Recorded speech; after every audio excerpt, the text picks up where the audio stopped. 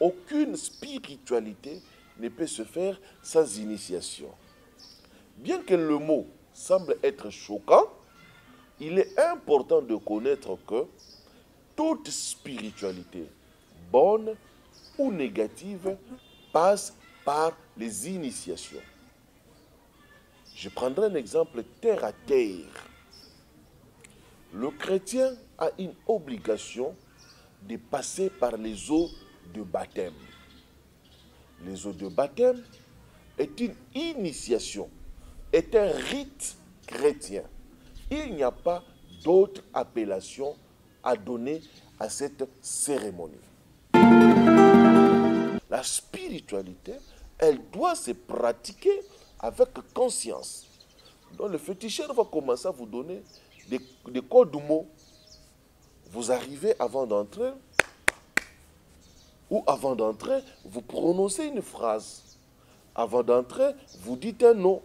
Et vous devrez dire qui vous êtes pour que ces esprits vous acceptent. Non seulement vous devrez dire qui vous êtes, vous devrez affirmer votre affiliation. C'est comme ça, lorsque le féticheur veut faire son travail, il commence par se présenter, à présenter les gens qui l'accompagnent et à expliquer le pourquoi ils sont là. Il m'a été demandé de savoir ceci. Papa, est-ce que lorsque l'on est né d'une famille d'un féticheur, pouvons-nous devenir féticheurs facilement? Ma réponse serait non. Comme toute spiritualité, il est impérativement nécessaire de passer par les initiations. Vous ne pouvez pas pratiquer une spiritualité quelconque sans pour autant passer par des rites initiatiques. L'on ne peut pas devenir féticheur si l'on ne passe pas par des rites initiatiques. Et chaque catégorie, forme de féticheurs ont leur rite initiatique. Le féticheur n'a pas besoin d'argent. Il a besoin de votre âme. Et il doit s'en servir pour alimenter leur monde. Et pourquoi est-ce que les gens méprisent la sorcellerie? Parce que le sorcier, il peut collecter toutes ces choses-là et il ne s'en sert pas. Lorsque le féticheur prend une étoile, vient la poser sur vous, elle n'aide pas sa vie à lui, le féticheur. Il peut récupérer une étoile sur quelqu'un pour aller la poser sur une autre personne. Maintenant, les féticheurs rassemblent, regroupent des familles spirituelles comme ça sur lesquelles il étend sa gestion. Pourquoi? Parce que le féticheur a pour mission, un, de trouver des solutions aux problèmes des gens qui viennent vers lui. Deux, de pouvoir collecter autant que possible des âmes qui vont rester sous sa domination et sous sa responsabilité. Et vous allez voir, les gens qui pratiquent le fétichisme ont un amour accru à la terre, aux ancêtres et aux morts. Parce que c'est dans cette dimension qu'ils opèrent souvent. Et la quasi-totalité, j'ai bien dit la quasi-totalité des féticheurs, lorsque l'on vient vers eux, ils vont essayer de rallumer les esprits de mort de votre famille ou carrément, il va vous ramener à vous mettre en contact avec le monde des morts. Il y a des gens qui sont allés quelque part, suivez-moi cette partie, on lui a dit, va chez toi à la maison, prends une poule, prends un coq, prépare-les. Tu vas tuer, tu vas le préparer avec de la nourriture, tu vas laisser cette nourriture dehors. On va te donner le nom, ou tu vas citer les noms de tes ancêtres, les noms de ceux qui sont morts chez toi. Tu vas laisser cette nourriture dehors. Et lorsque tu reviens au petit matin, tu trouves que la nourriture a été mangée, cela veut dire qu'ils ont agréé le travail que tu vas faire. Ils peuvent venir sous forme d'animaux, chiens, chats, hiboux. ainsi de suite, pour consommer cette nourriture-là. C'est comme ça que les féticheurs avancent, évoluent. Ils vont tout faire pour te mettre en relais avec le monde des morts. Que vous devrez savoir quels sont les autels qui ont été bâtis dans votre famille, quelles sont les alliances qui ont été faites, quelles sont les circonstances qui ont été dites pour que vous existiez tel que vous êtes. L'argent, les finances, quand vous regardez votre père, vous dites que mon père avait beaucoup de moyens. Était-il en contact avec le féticheur ou il était occultiste? C'est dans cette optique de choses que vous devrez savoir comment affronter certaines réalités. En d'autres termes, qu'est-ce que ces gens veulent? La sorcellerie, c'est une capacité. Et ça, ensemble, il y a des connaissances. Oyo mutu, oyo aza na œil ouvert, akoki ko acquérir nakati na monde oyo. Ensemble, il y a des pratiques. Ensemble, il y a des maîtrise, il y a des énergie, il y a des force, il y a des esprit, il y a des entité. Oyo mutu aza ko acquérir, aza ko gérer, ko dominer, ko utiliser. Bonjour, shalom, bonsoir, bon après-midi. Que Dieu vous bénisse, paix, bénédiction, bonheur dans vos maisons. De partout où vous êtes, je vous salue. Quel que soit l'endroit où vous vous trouvez, quel que soit ce que vous êtes en train de faire en ce moment, je vous salue. Quelle que soit la situation ou les circonstances dans lesquelles cette émission parviendrait jusqu'à vous, je vous salue et je vous dis shalom. Je suis une fois de plus heureux de me retrouver devant vous, devant vos télévisions, je ne sais pas moi, vos ordinateurs, vos portables, vos téléphones, pour parler, partager avec vous pendant quelques minutes. Et cela me fait énormément plaisir. Avant de continuer, avant de faire quoi que ce soit, je vous demanderai de vous abonner, de cliquer sur la cloche de notification, de partager comme vous êtes en train de le faire, afin que plus d'une personne encore puisse écouter, comprendre et découvrir la vérité. Car rien de ce qui est caché ne doit rester caché. Tout doit être dévoilé afin que le Christ soit triomphant en tout, partout et dans tout. Que Dieu vous bénisse dans vos maisons et je prie que la paix du Christ rentre de partout où vous êtes. Heureux sommes-nous et merci pour les préoccupations, merci pour les questions, merci pour les suggestions, merci pour les idées et merci pour ces témoignages qui nous parviennent au quotidien. Papa, vous m'avez aidé, papa, vous m'avez ouvert les yeux, j'ai finalement compris, j'avais une autre interprétation des choses. En suivant vos émissions, je commence à avoir une autre lecture des réalités spirituelles. Que Dieu vous bénisse, que Dieu vous accorde une fois de plus sa grâce dans tout le domaine. Amen. Donc, nous sommes dans cette deuxième séquence où j'ai arrêté la première partie, la première saison que je peux appeler comme ça, sur la sorcellerie. Je veux revenir avec la saison 2. Mais là, j'ai ouvert une autre partie. Ça, c'est la deuxième partie. Je suis en train de parler sur le fétiche, le fétichisme et le féticheur. Que vous sachiez comment détecter, comment comprendre et comment faire. Et afin que vous sachiez dans quelle situation vous êtes réellement.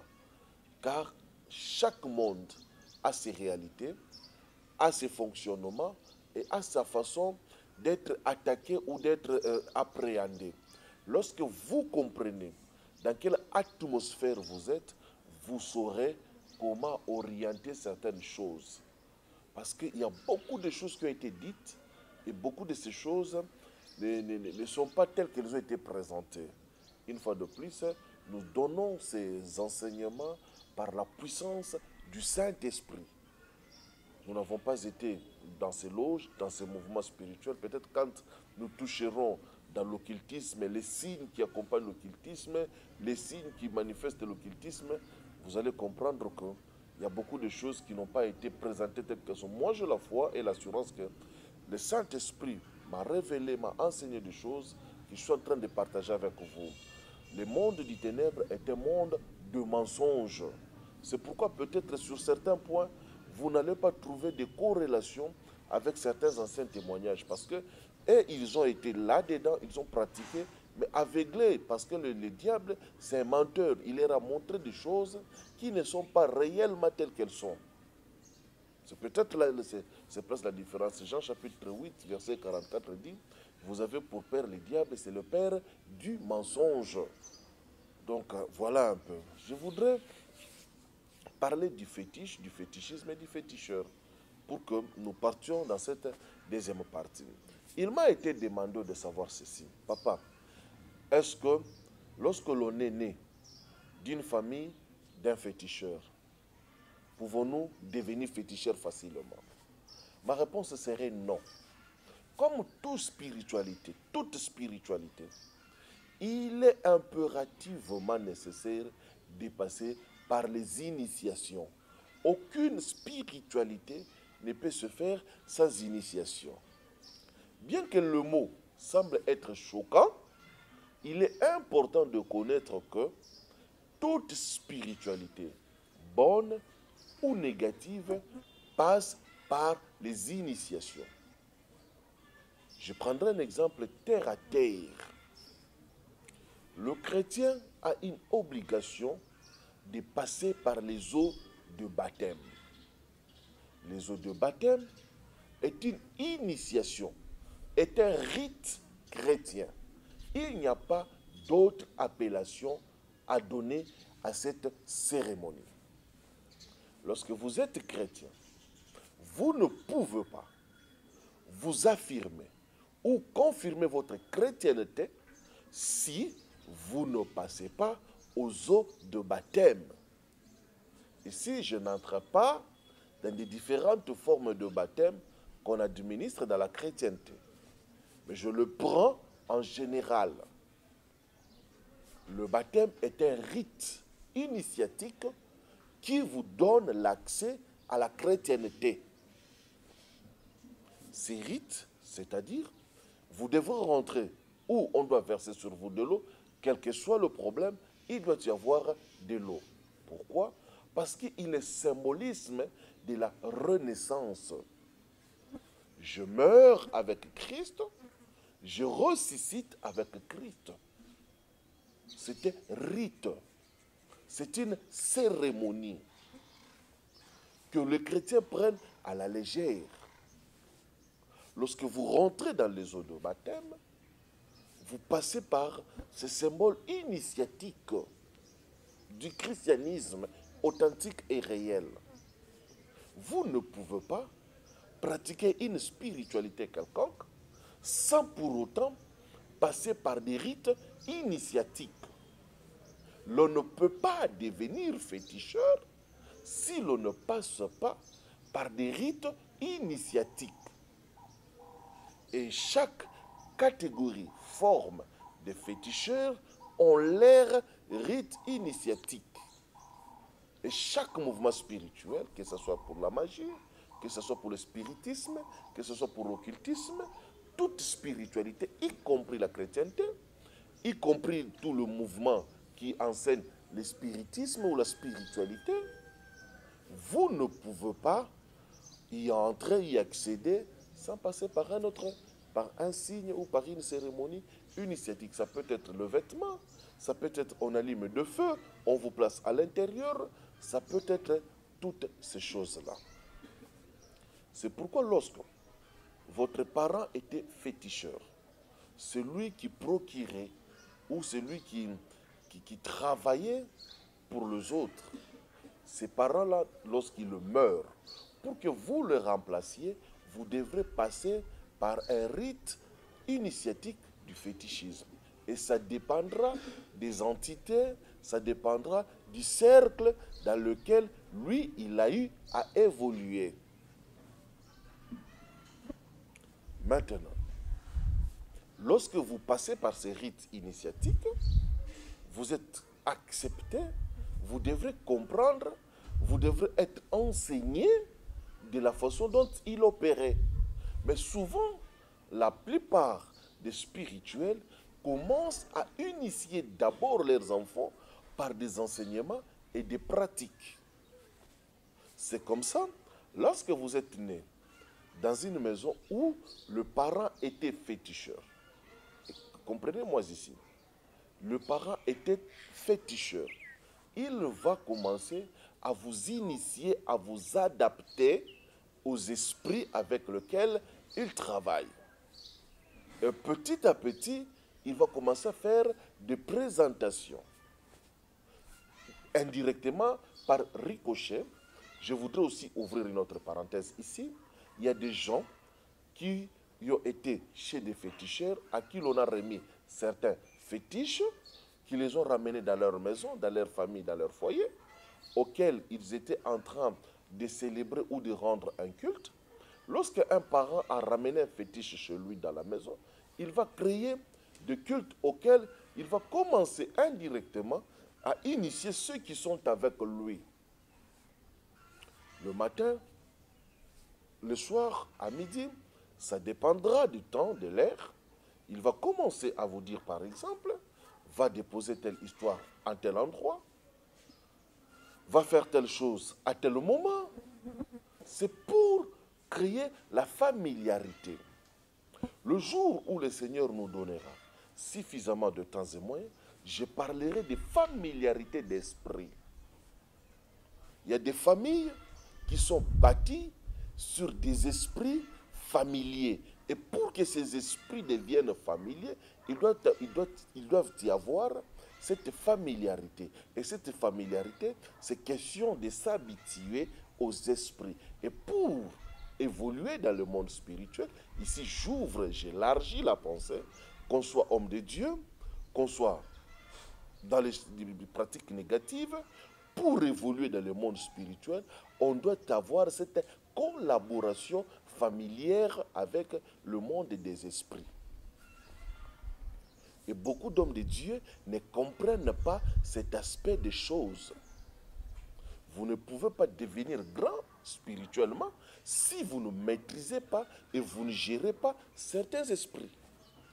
Je ferme ma petite parenthèse, je rentre dans ce que j'étais en train de dire aujourd'hui.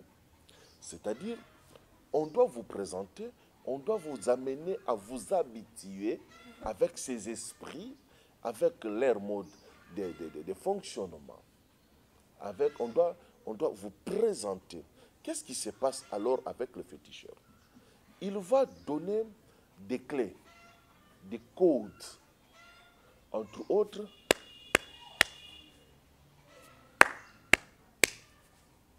c'est un code spirituel. Vous n'avez jamais compris pourquoi à l'église on nous dit acclamer très fort le Seigneur. Beaucoup de gens ont toujours cru, et ce n'est pas mauvais, ce n'est pas aussi faux, de comprendre que l'applaudissement est un signe de remerciement, est un signe de louange, est un signe de reconnaissance. Oui. Mais pour ceux qui sont poussés dans la spiritualité, l'applaudissement est un code. Comme ceux qui frappent ou qui tapent le morse connaissent que ça peut être un message, un signe. Applaudissez très fort, plus fort encore. Ce sont des codes spirituels qui disent que c'est comme si l'on toquait, c'est comme si l'on frappait pour qu'une porte s'ouvre. Ça va commencer, vous voyez, nous sommes en train de monter graduellement. Et je ne voudrais pas que cela vous choque. Je voudrais que vous compreniez les fonctionnements de ce monde spirituel dans lequel nous sommes en train d'évoluer pour que vous sachiez exactement ce que vous êtes en train de faire. Et beaucoup pratiquent la spiritualité tout en étant ignorants. Et c'est pourquoi il y a beaucoup de dangers. L'apôtre Paul va soulever une exception en disant que beaucoup de gens prennent la Sainte Seine avec légèreté. Et c'est pourquoi il y a beaucoup de problèmes parmi vous. Parce que ce sont des cérémonies à haute portée. Donc lorsqu'on veut prendre une Sainte Seine, on doit être conscient. La spiritualité, elle doit se pratiquer avec conscience. Donc le féticheur va commencer à vous donner des codes mots. vous arrivez avant d'entrer, ou avant d'entrer, vous prononcez une phrase. Avant d'entrer, vous dites un nom. Et vous devrez dire qui vous êtes pour que ces esprits vous acceptent. Non seulement vous devrez dire qui vous êtes, vous devrez affirmer votre affiliation.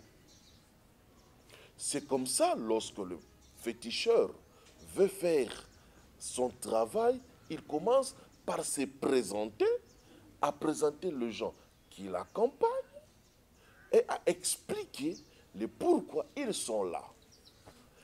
Un monde spirituel sans présentation ne donne aucune accessibilité.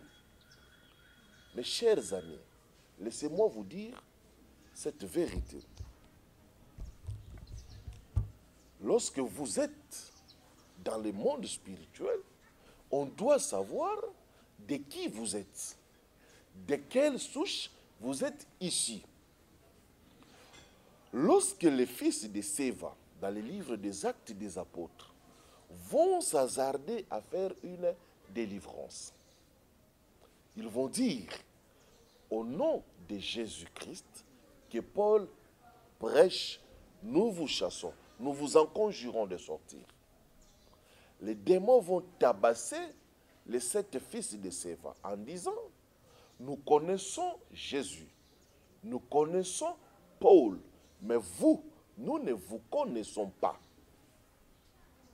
Pourquoi? Parce qu'il y a des possibilités à l'interprétation de ces textes. Ou primo, ils n'étaient pas réellement de disciples du Christ, sincères convertis. Secondo, ils n'avaient aucune affiliation avec Paul. Ils n'ont jamais été présentés comme enfants, disciples de Paul. C'est pourquoi le monde spirituel est un monde de famille. L'apôtre Paul va le dire dans son épître aux Éphésiens, si je ne me trompe pas, il va dire ces versets, je crois, chapitre 3, il va dire, je crois, non, il dit, je bénis le Seigneur Jésus-Christ, le Père de notre Seigneur. Il va dire, duquel toute famille sur la terre tire son origine dans les cieux. Je crois que c'est Éphésiens 3, 14. Ou 1, 14. Mais je crois que c'est 3, 14. Desquels toute famille dans le ciel tire son origine sur la terre. Donc les familles qui existent, tous tels que vous êtes, vous avez une origine spirituelle dans laquelle vous avez tiré votre existence. Maintenant, les féticheurs rassemblent, regroupent des familles spirituelles comme ça sur lesquelles il étend sa gestion. Pourquoi? Parce que le féticheur a pour mission, un, de trouver des solutions aux problèmes des gens qui viennent vers lui. Deux, de pouvoir collecter autant que possible des âmes qui vont rester sous sa domination et sous sa responsabilité. Dans l'émission précédente, j'ai expliqué en passant dans quel domaine le féticheur tire ces entités. Les eaux, la forêt, les cimetières, les brousses, les montagnes. Et la quasi-totalité, j'ai bien dit la quasi-totalité des féticheurs, lorsque l'on vient vers eux, ils vont essayer de rallumer les esprits de mort de votre famille, ou carrément, il va vous ramener à vous mettre en contact avec le monde des morts, des ancêtres, des gens qui ont trépassé, qui sont passés dans l'au-delà. C'est de là qu'il va essayer de tirer les réponses, les exaucements. C'est pourquoi beaucoup de ces personnes qui sont allées dans des maisons de fétiches n'ont pas été loin des cimetières. Tout ce qu'ils ont fait a été en relation avec les cimetières. Et vous allez voir, les gens qui pratiquent le fétichisme ont un amour accru à la terre aux ancêtres et aux morts. Parce que c'est dans cette dimension qu'ils opèrent souvent. Je ne veux pas ici, je le dis encore, je demanderai à mon équipe, à mon réalisateur, de me mettre cela en brillance pour une émission qui viendra plus tard, où nous parlerons de la mort, du séjour de mort et de l'esprit des morts. Donc le féticheur va entrer en contact avec la mort, le séjour de mort, pour trouver solution à votre problème. J'ai commencé à donner beaucoup de témoignages. C'était pour vous amener à comprendre comment est-ce que ces gens évoluent.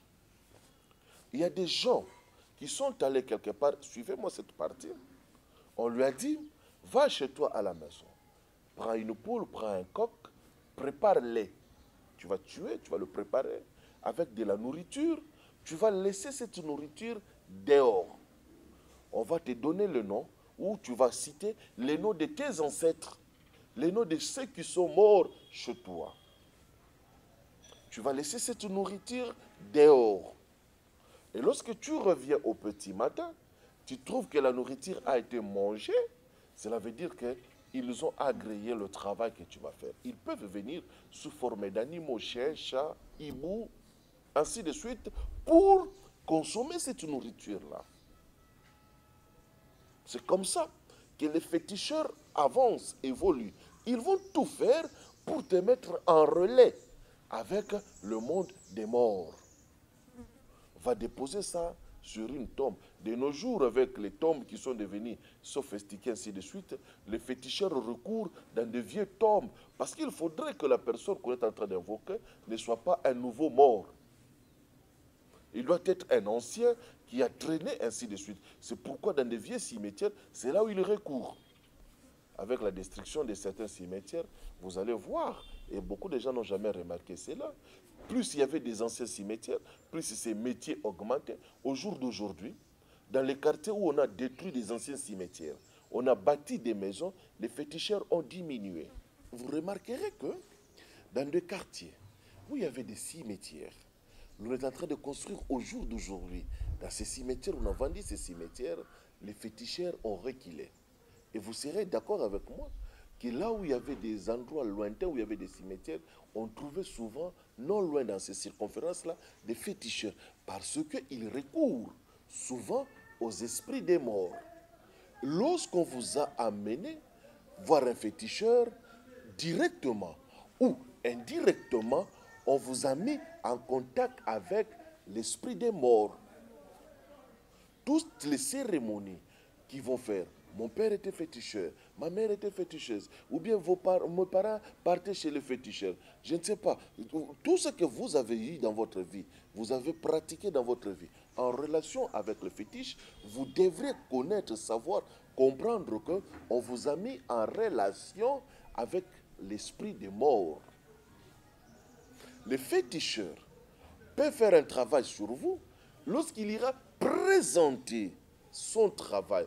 Pour que le travail soit agréé, il faudrait qu'il appelle, qu'il invoque les morts, les ancêtres. Ici, je n'ouvre pas la parenthèse de savoir quelles sont les entités qui sont activées lorsque l'on va dans ces cimetières ou dans des tombeaux. Cela va venir dans l'émission où je parlerai de la mort, de l'esprit de mort, et ainsi de suite. Ici, je voudrais vous dire, vous alerter pour que vous sachiez, lorsque vous rentrez dans la prière de délivrance, que vous devrez savoir quels sont les autels qui ont été bâtis dans votre famille, quelles sont les alliances qui ont été faites, quelles sont les circonstances qui ont été dites pour que vous existiez tel que vous êtes. L'argent, les finances, quand vous regardez votre père, vous dites que mon père avait beaucoup de moyens. Était-il en contact avec le féticheur ou il était occultiste? C'est dans cette optique de choses que vous devrez savoir comment affronter certaines réalités. Je parle de tombeau pour les féticheurs, j'ajouterai un autre point.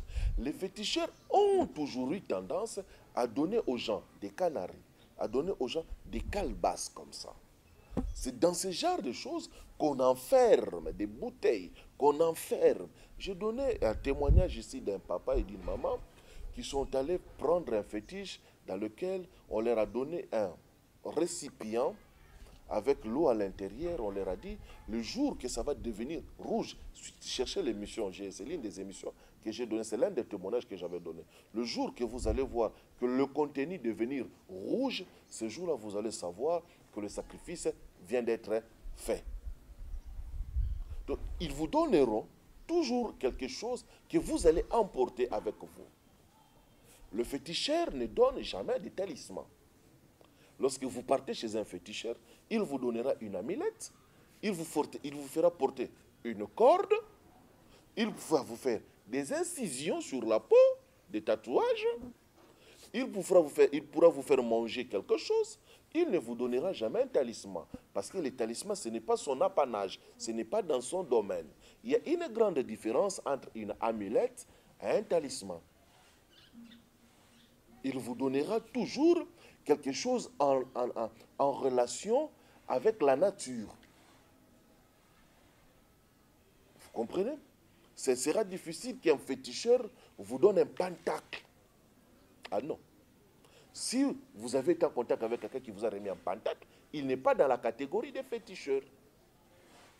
Le fil, à la hanche, au bras, ou carrément c'est une petite statuette, ou carrément on va créer une représentation qu'on va mettre dans la maison accompagnée des interdits. Ne mange pas telle chose, ne touche pas la femme à telle période, en sortant d'ici ne fais pas telle chose. Lorsque tu manges ton repas, l'assiette ne peut pas faire ceci. Un bon nombre d'interdits qui vont donner la force à ceux qui vous accompagnent.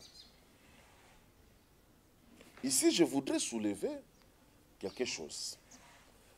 Lorsque l'on va chez les féticheurs, tout ce que le féticheur fait, il doit faire des emprunts à gauche comme à droite pour vous satisfaire. Mais puisqu'il a emprunté chez autrui, je vais être un peu plus explicite, un monsieur et une dame s'en va chez un féticheur pour chercher du travail, pour chercher à avoir des enfants, pour chercher le mariage par exemple. Le féticheur n'en a pas. Il doit chercher quelqu'un, il doit puiser chez cette personne-là pour venir vous donner. Il va demander à vos ancêtres d'ouvrir des portes pour vous, pour que vous ayez la chance, que vous ayez la lumière, que vous soyez propulsé. Mais il doit vous puiser ça chez quelqu'un. En puisant ça chez quelqu'un, il doit retenir, récupérer quelque chose de chez vous. Lui, il n'en a pas besoin. Il a besoin d'une partie de vous, de votre progéniture. Beaucoup de gens n'ont pas compris, je l'ai dit dans l'une des émissions ici, je répète cette phrase, je dis, le monde spirituel du ténèbre n'a pas de lumière. Nous, Christ est notre lumière. Les gens, vous devrez savoir pourquoi la Bible insiste sur le fait de dire Christ est notre lumière, notre lumière, notre lumière. Pourquoi le monde du ténèbre aussi crie, parle de lumière, de lumière, de lumière. En se détachant de Dieu, lorsque je parlerai du monde du ténèbre en général, en profondeur, je vais expliquer encore ici, je vais revenir sur cet esprit, sur cette explication. Lorsque les diables, Satan, ainsi de suite, son organisation plutôt, s'est détaché de Dieu, Dieu qui est source de lumière, ils sont entrés dans le ténèbre. Et dans le ténèbre, c'est-à-dire c'est l'absence de Dieu, l'absence de la lumière véritable.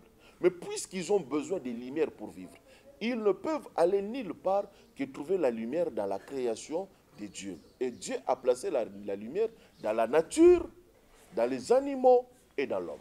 Dans la nature, la lumière, elle est faible. Dans les animaux, ça va quand même. Et dans les hommes, il y a une grande lumière. C'est pourquoi tout ce que vous ferez dans le monde du ténèbre, il y aurait toujours sacrifice d'être humain. Parce qu'ils ont besoin de l'humain pour avoir cette lumière, pour avoir cette chaleur. C'est comme je l'avais dit autrefois, les humains sont dans le monde du ténèbre, c'est que le combustible est aujourd'hui dans nos maisons. On a besoin du combustible pour les gaz, pour la lumière, pour faire beaucoup du travail. C'est comme ça que le monde des ténèbres considère. Il y a en nous, en chacun de nous, l'étincelle divine. Et lorsque le monde des ténèbres gagne beaucoup d'âmes, ça leur permet d'avoir ces étincelles divines et d'alimenter un peu leur monde. Ils n'ont pas besoin d'argent. Ils peuvent vous donner autant de millions, des milliards pour récupérer cette étincelle divine. Donc lorsque vous partez, le diable n'a pas besoin de quoi que ce soit. Il a besoin de votre âme. Le féticheur n'a pas besoin d'argent. Il a besoin de votre âme. Et il doit s'en servir pour alimenter leur monde. Et pourquoi est-ce que les gens méprisent la sorcellerie? Parce que le sorcier, il peut collecter toutes ces choses-là et il ne s'en sert pas. Lorsque le féticheur prend une étoile, vient la poser sur vous, elle n'aide pas sa vie à lui, le féticheur. Il peut récupérer une étoile sur quelqu'un pour aller la poser sur une autre personne. Le féticheur va prendre, le sorcier peut prendre une étoile, bloquer une étoile, étouffer une étoile. L'étoile là ne va pas briller ni pour lui, ni pour une autre personne, ni pour la propre personne. L'occultiste ne va pas chercher l'étoile pour quelqu'un d'autre, il va la chercher pour lui-même, pour soi-même. J'espère que vous avez saisi cette nuance-là. Donc le féticheur, lorsque vous allez chez lui, lorsque vos parents vous ont amené quelque part, on vous a fait les incisions. Quand on a blessé là, on a touché votre âme, on a déposé le code, on a déposé les signes. Donc quand on touche l'âme comme ça, d'une manière ou d'une autre, quelque chose de vous a été transféré dans l'autre monde. Parce que c'est l'âme des rasoirs là, vous ne partez pas avec. Et il y a plusieurs manières de recueillir l'énergie d'une personne. J'en ai expliqué dans beaucoup des émissions. On peut récupérer la terre que vous avez piétinée, on peut récupérer le fil d'un habit, on peut récupérer votre cheveu, vos ongles. Et dans cette catégorie d'espèces, c'est là où les féticheurs exploitent le mieux. Ils ont besoin de ça parce qu'ils ont besoin d'invoquer dans l'autre monde. C'est pourquoi lorsque vous partez chez un féticheur, quelles que soient les choses qu'il vous demandera toujours soit un animal, soit quelque chose qui est en relation avec une vie.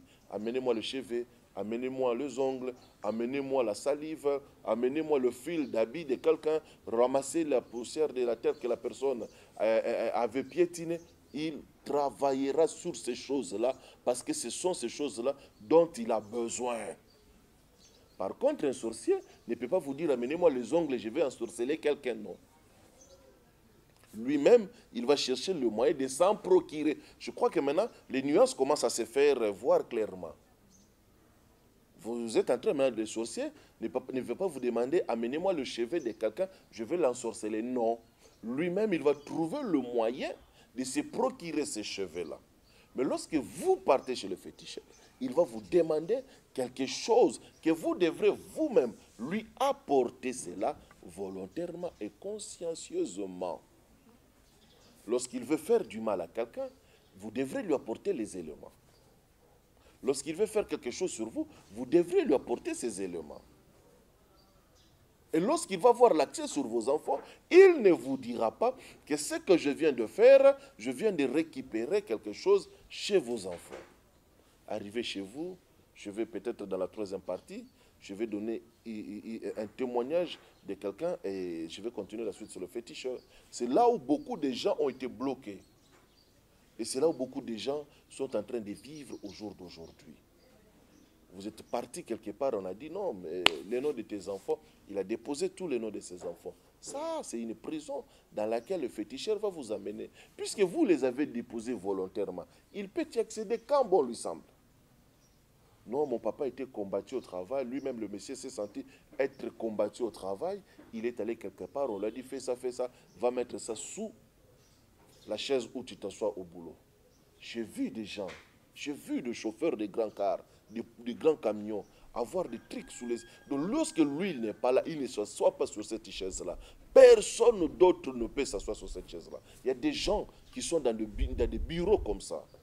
On ne parvient pas à les déplacer de son trône, de son pouvoir, de son siège, de sa responsabilité. Parce que là où il est assis, il y a des choses là-dessous. Et vous ne pouvez pas vous asseoir aussi longtemps que vous n'avez pas les codes ou décoder ces choses-là. vous pourriez être nommé, vous ne saurez pas vous asseoir dans ces pouvoirs parce que ces choses-là ne vous reconnaissent pas. Ça, ce sont les pouvoirs du fétiche.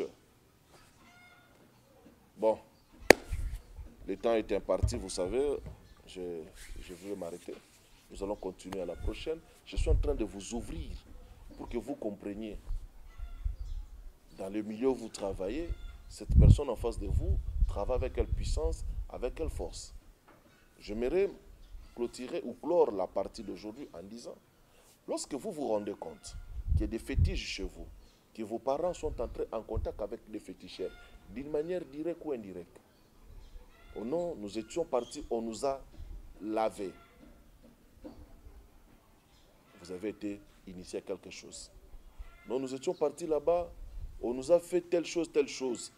Prenez le temps de faire une repentance sincère et totale. Commencez par vous examiner. Où est-ce que vos pieds sont entrés dans votre vie? Faites une repentance totale. Demandez pardon à Dieu.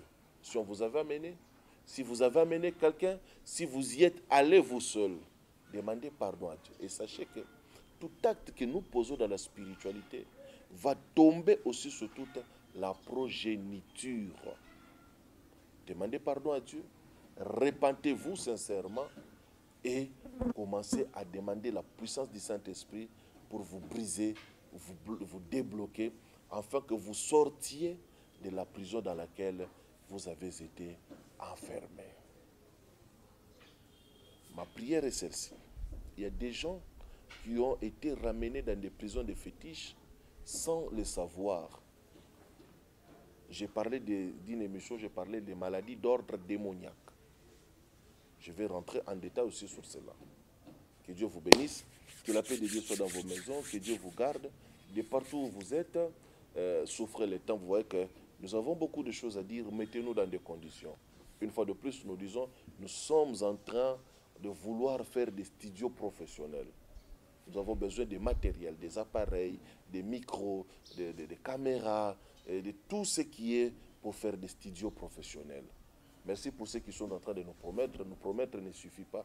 Réaliser serait le mieux pour nous. Vous ne pourrez pas le faire comme ça, faites nous-mêmes financièrement. Nous allons trouver le moyen. Parce que si nous pourrions avoir suffisamment de moyens, avoir suffisamment, réunir certaines conditions, nous pourrions produire 2 ou 3 émissions comme ça par jour et ça vous ferait beaucoup du bien pour que vous puissiez croître spirituellement. Mettez la main à cette évangélisation. L'évangile est gratuit, mais l'évangélisation nous demande les moyens. Pour venir, pour accéder vers vous, il nous faut le moyen. Il faut quand même qu'on ait même le méga pour que nous téléchargeons ces vidéos afin que cela vous parvienne. Donc, soutenez cette émission, soutenez cette chaîne. Le Seigneur ne tardera pas, il vous bénira abondamment. Le numéro qui est affiché là, c'est mon numéro WhatsApp. Il peut ne pas vous passer par appel normal, peut-être je ne suis pas à Kinshasa, mais au niveau du WhatsApp, il passe. Écrivez-moi, laissez-moi un message. Je reçois beaucoup d'appels, j'ai beaucoup de choses à faire. Donc, si vous rappelez que je ne vous réponds pas, essayez, réessayez. Je vous rappellerai certainement. Laissez-moi un audio, laissez-moi un voice, laissez-moi un message. Je vous recontacterai. Que Dieu vous bénisse.